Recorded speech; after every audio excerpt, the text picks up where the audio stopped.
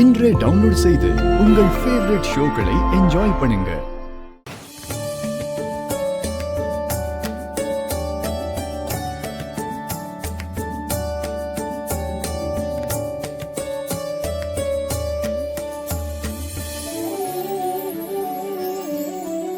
மகா, எல்லாம் எடுத்துக்கிட்டியாமா?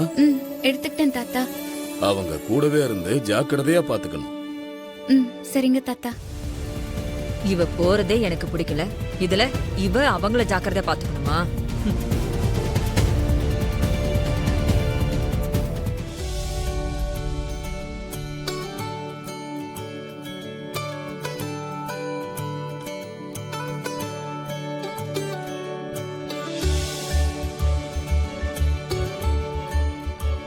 தாத்தா போயிட்டு வரேன். பார்த்து பத்திரமா போயிட்டு வாப்பா. பாட்டி, 2 நாள் உங்களை பார்க்காம எப்படி இருக்க போறேன்னே தெரியல. டேய், கூட திவ்யா வரப்போறா. இதுல என்ன ஞாபகம் வச்சுக்க போறியா? அதெல்லாம் ஒண்ணும் வராது, சும்மா சொல்லாத. என்ன பாட்டி இப்படி சொல்லிட்டீங்க? கூட யார் இருந்தாலும் உங்களை மாதிரி வருமா? நம்பிட்டேன் நல்ல பையன்.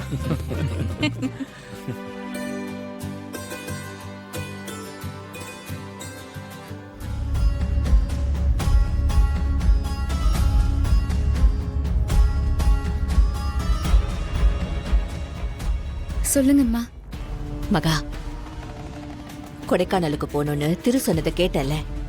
ஆமாம்மா. திவ்யாவே உன்னையும் கூட வான்னு கூப்பிட்டுருக்கா.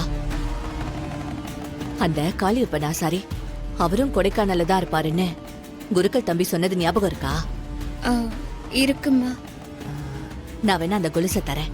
நீ அவர் அங்கேயே பார்த்து இது எந்த கோவில சேர்ந்த கொலுசுன்னு கேட்டுட்டு வந்துடுறியா? அம்மா, திவ்யாக்கா வேற கூட வராங்க, அவரும் கூட இருப்பாரு. தேவையில்லாம பிரச்சனை ஆயிடுச்சுன்னா? ஆமால, அத நான் மறந்தே போயிட்டேன் பாரு. வேணாம், 2 நாள் தானே, அவரே அப்புறம் இங்க வந்துருவாருல.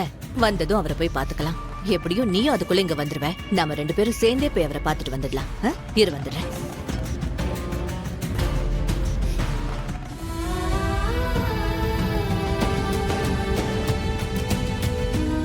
என்ன மன்னிச்சிருங்கம்மா. நான் கொடைக்கானல் போறதே ஆசாரிய எப்படியாவது பார்த்து அவர்கிட்ட உண்மையை சொல்லிடாதீங்கன்னு தடுக்கிறதுக்கு தான். நான் இப்படி பண்றதே இந்த குடும்பத்து நல்லதுக்காகவும் திவ்யாக்காக்கும் அவருக்கும் நல்லபடியா கல்யாணம் நடக்கணுங்கிறதுக்காகவும் தான் அம்மா.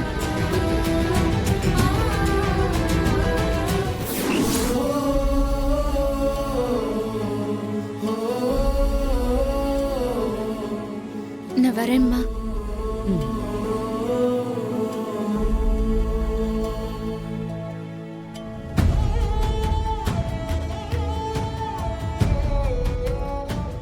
மா, நான் போயிட்டு வரேம்மா. பாத்துப்பா, ஜாக்கிரதையா போயிட்டு வா. சரிம்மா. மாத்திரையெல்லாம் டயத்துக்கு போட்டுக்கோங்க. அதெல்லாம் நான் பாத்துக்கிறேன்டா. நீ போயிட்டு வா.